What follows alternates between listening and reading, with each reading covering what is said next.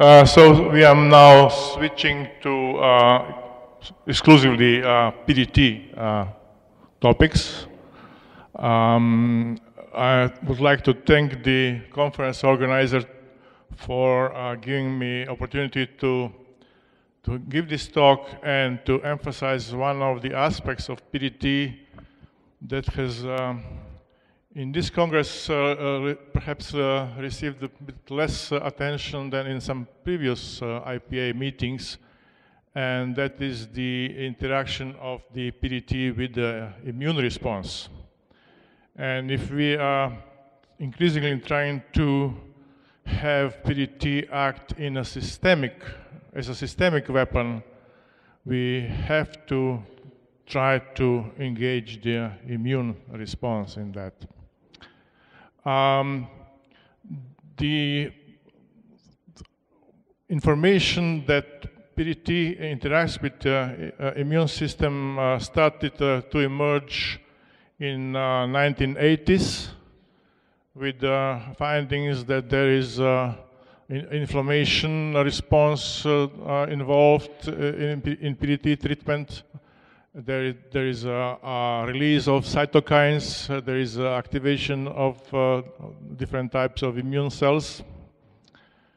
And then in 1990s, there was a definite demonstration that actually immune response is a part of the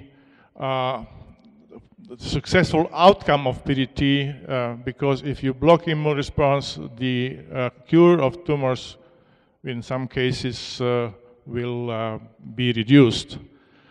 There was also then first demonstrations of successful combinations of PDT with agents that amplify immune response, and it was shown that indeed PDT interacts very successfully with wide variety of immunoactivating regimens for a more successful eradication of tumors.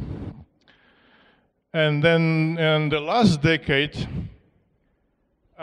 there was report and development of the PDT-generated cancer vaccines.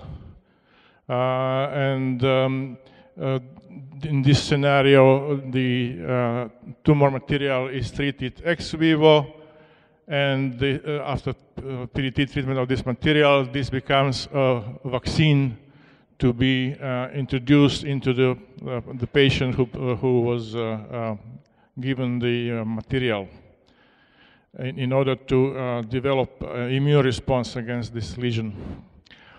Also in this decade, there was a first discussion about damage-associated molecular patterns, which alert the host on the presence of stress-induced injury that engenders the local homeostasis and ensures that the response is launched, eliminating this original threat. DAMs actually the engineered molecules with potent immunomodulatory properties that are in normal physiological conditions concealed from their sensors. But their function is to serve as alarm or danger signals that prompt the activation of inflammatory and immune responses. And it was actually demonstrated that PDT is very effective in releasing a large variety of potent DAMs. And now, in more recent years, this role of DAMs was also connected with the term of immunogenic cell death, ICD, which is directly coupled with the development of immune response against PDT-treated tumor, and that this actually all originates with stress affecting endoplasmic reticulum, so ER stress. It seems that ER stress is one of the keys in the immune development, and there is ample evidence that indeed PDT induces ER stress. Some sensitizers localize very selectively in ER, but others do localize in part in ER, so there is induction of ER stress. For instance, there is work by Golub and co-workers in 2009, which showed that PDT induced ER stress by looking at the carbonylated proteins, which are sort of photooxidated damage induced by PDT. And when they look at these carbonylated proteins, they found that most severely damaged were ER members proteins. In our collaboration with Dr. Sheparovich, there is some recent findings, for instance, of aberration of the elements of the ER stress response, like GRP78 Hitchcock protein chaperone, and the CHOP molecule. And there is evidence of the engagement of autophagy response, which has a connection with ER stress as well. So what emerges is actually a detailed process of danger signaling cascade, starting with the photooxidative protein damage in the ER. These proteins then cannot normally fold, so there is accumulation of unfolded proteins in ER. And this is there is a specific sensor proteins that discover that this is happening, and one of them is PERK, which then trigger a response trying to rectify this problem. In the first phase, this is an adaptive phase promoting cell survival. But if this is not successful, then it goes to the lethal phase, which actually promotes apoptosis and autophagy.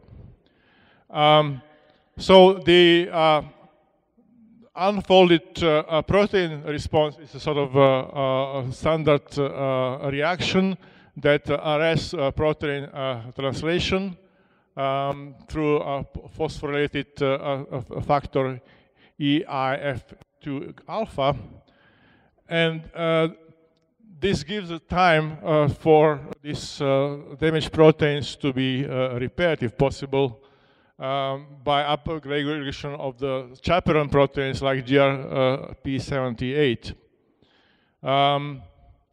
If this is not successful, then, as I said, there is this lethal phase, which leads to apoptosis through CHOP upregulation, which converts autophagy, which was using for elimination of some of these unfolded proteins, and may not be lethal, into lethal autophagy.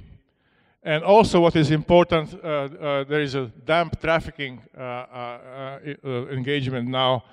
So there is some of these elements from some proteins from ER are actually being transported. There is the proximal secretory pathway activation from ER to Golgi first, and then through PI3K regulated exotosis. Some of these proteins then appear on the surface of the PDT damaged cells and can be released.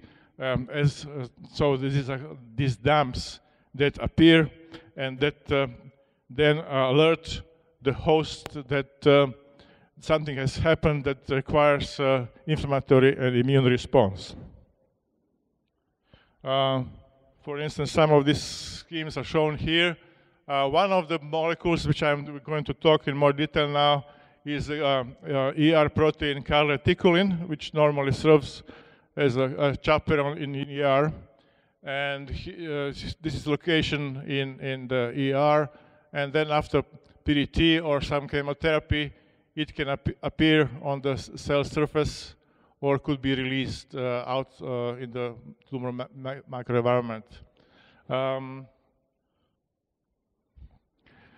This localization on the surface of tumor cells then can alert immune cells like immature dendritic cells or macrophages to recognize them through the specific receptors. And this triggers a signaling and also triggers attack of these cells to engulf affected tumor cells. And the signaling leads to maturation of the disease and presentation of the engulfed antigens. So this is this scheme here. We have recruitment of antigen-presenting cells from the antigen engulfment to presentation from mature dendritic cells to T cells, and then the development of the CD4 or CD8 T cells that recognize these specific affected tumor cells, and there is elimination of these cancer cells. Particularly calreticulin can serve a signal either as localized on the apoptotic or dying cells through CD91 receptor on the phagocytes, for instance, or calreticulin could be actually localized on the phagocyte, and then through bridging molecules like colectin or complement protein could couple to the apoptotic cell associated molecular patterns appearing on the apoptotic cells. So calreticulin is a very potent dump, one of the most potent dump, very important in development of the PDT-induced immune response. We have shown, as the others, that indeed after PDT, this is a PDT treatment of the mouse tumor cells in vitro, and then staining with antibody to calreticulin. We've shown that after PDT, there is a high level of calreticulin molecules on the surface of treated cells. Otherwise, the drug that does the similar thing, methotrexate, is also known to induce such effect. There is also other originally localized molecules like sphingolipids, ceramide, for instance, that also appears on the surface of PDT-treated cells and also serves as dumps. So we have looked in more detail the localization of calreticulin on the surface of the PDT, and it's evident that there is more of this on the dying cells than on live cells. There is certain time kinetics. It appears quite quickly on the surface of the cells, 15 minutes even, and some of this then may be released later, so there is some decrease at some point later. This could be demonstrated not only in vitro but in vivo. These are in vivo treated mouse tumors, and after PDT, there is a calreticulin detected on the surface, not by a light alone compared to the untreated. Also, if we differentiate tumor cells into really cancer cells and host stromal cells.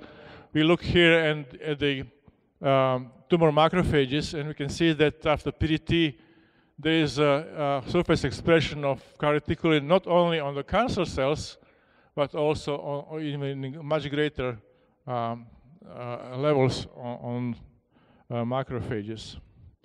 The story with calreticulin has some similarity with another DAMP that was discussed some years ago, and this is heat shock protein 70, which also is appearing on the surface of PDT-treated cells.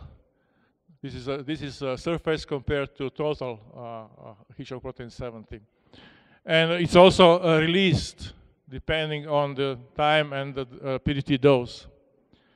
However, there is differences if you look at the expression of the gene for heat shock protein 70. You can see that in treated tumor, it's upregulated quite significantly, which already at 4 hours.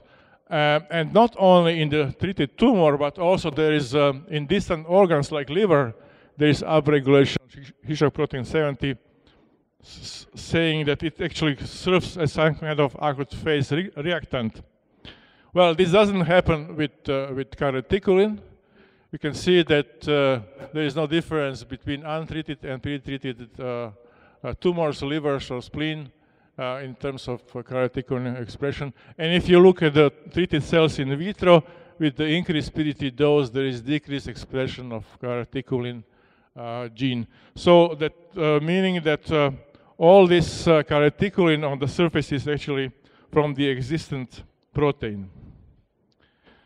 Another thing that actually triggers us to look into this possibility is to exploit the calreticulin is the finding that if we add pure calreticulin protein to the media with cells that have been just treated with PDT, then this calreticulin is actually binding selectively to these cells. So as I showed before, after PDT, there is expression of calreticulin on the surface, but this level is even greater if the protein was present in the cell medium. Nothing like this happened in untreated cells. So that means that PDT-treated cells become decorated with even greater number of calreticulin proteins that can serve as DAMPs. We tried to see if that could work in the protocol of PDT vaccine. So what we have here is we culture mouse SEC7 tumor cells in vitro. We treat them with, in this case, chlorine-6 PDT, and then we incubate for 16 hours overnight these cells for expression of death signals. Then these are our vaccine cells that we inject into the mice that have the same tumor, SEC7 tumor already growing. And we look here the progression of the tumors, and you can see that within 8 days, with no treatment, they reach 200 millimeters, all of them. This is delayed by the vaccine, this vaccine protocol, not much, so for several days. However, if we use recombinant calreticulin, this was from rabbit in this experiment, 0.8 microgram per million cells, and leave this in the presence of these vaccine cells for the last half an hour before using these vaccine cells, then there is a significant 2 weeks delay in the progression of these tumors. And this parallels the effect with this drug that I mentioned, mitoxantron, which is similar to anthracyclines, and which also forces the expression of calreticulin on the surface. So it seems that in this scenario, calreticulin can serve as an adjuvant. Then we started to collaborate with Dr. Čiplis, Valdas Čiplis from Lithuania, who actually expressed the gene from human calreticulin in the yeast, and then we can purify large quantities of this calreticulin from the medium and use it in therapy. And this is what we did. This is a classical PDT treatment of mouse tumors. What happens, we use the MTHPC PDT. Typically what happens after PDT is that the next day the tumors are gone, but with time, some of these tumors can reappear. However, those after 90 days that are not reappeared are considered cured. When we have calreticulin added, actually injected in the vicinity of the PDT-treated tumor, there was a significant increase in the cure rates of treated tumors.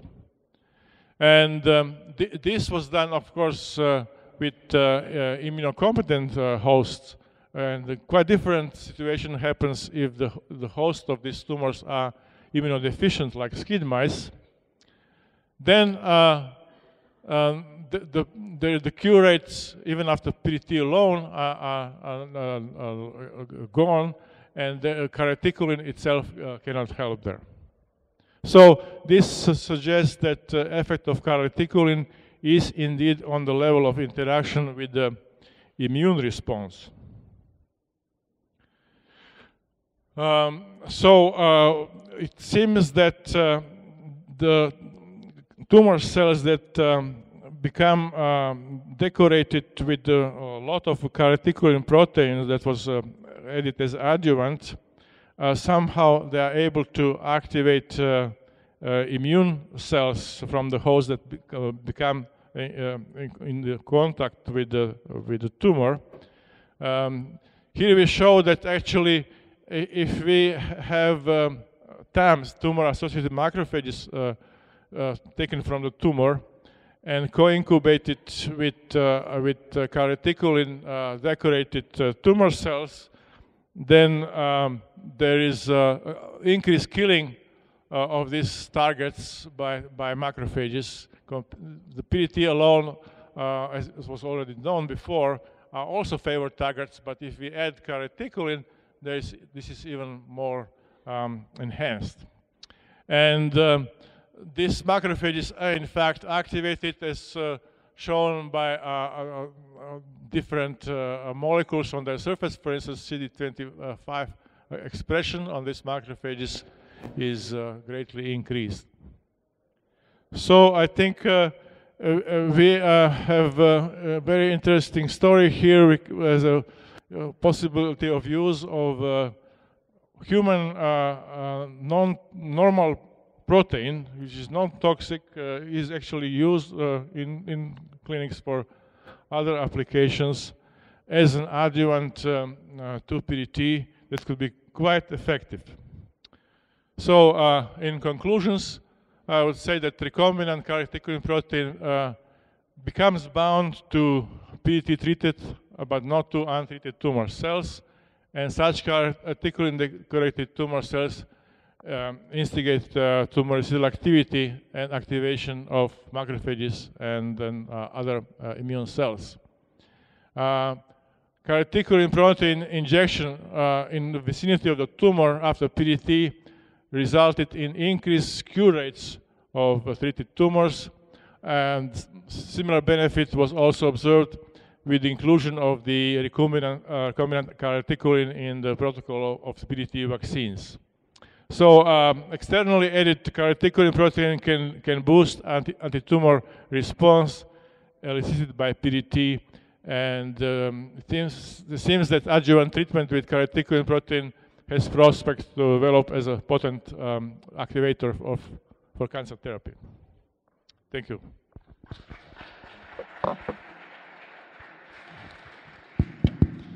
So We are open for questions, comments, suggestions. Oh.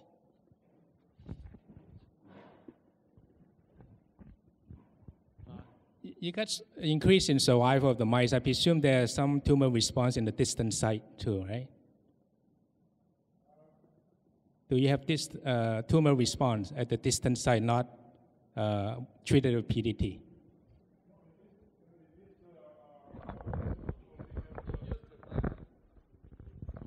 Sorry. In this protocol, we have tumors treated in situ by PDT. We have calreticulin injected immediately after PDT in the tumor area, and we look at the response of these tumors that are only in the directly light field of PDT. What we do show is that if the host mice have no active immune system, then that doesn't work. Yes, I'm always puzzled by how fast these immune responses develop, and we have been working on that for a while too. You mentioned that in 1 hour you start having evidence of calreticulin at the surface. No, in 15 minutes you start having evidence of calreticulin at the surface. But then it is gone after a while. So when you're doing this, there's always a problem of timing when you're preparing the vaccines. Is there an ideal time where the dying cells should be used as vaccines? Yes, I think there is several hours necessary for the molecules of typically sort of eat me signals on these dying cells that will then attract phagocytes to eat them up. And this then become sort of a source of antigens for the immune system. So if you don't wait, at least, I don't know exactly, we waited typically overnight, 16 hours. If we have this time interval, there is big difference compared to using these cells right away. And in our protocol, we add calreticulin at the very end, just last 30 minutes of this 16-hour interval.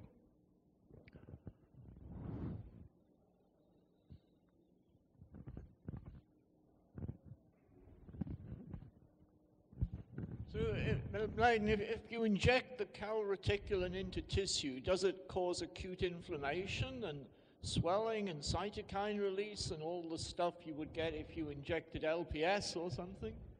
No, it's not any such a strong reaction. Calreticulin is not foreign protein. It's normal protein. It's used for actually for injection in the scalp for hair regrowth, some other activities, and it's not harmful. Okay, so the last question. Mladen, great presentation. Just one question for you. What's the difference between PDT-induced molecules and, let's say, X-ray-induced molecules? Well, PDT, it seems that the key is this stress at the endoplasmic reticulum. So PDT was classified as one of the ICD, so immunogenic cell death inducing regimens. Radiotherapy to a certain degree also does it, but not that effectively, I think, as PDT. There is some kind of chemotherapy agents that does also similar things. Perhaps cryotherapy can do to a certain degree. So the key seems to be to affect the ER and to release this trafficking of DAMPs to the surface of cells and to outside of cells. Okay, so let's thank again the two speakers of this section.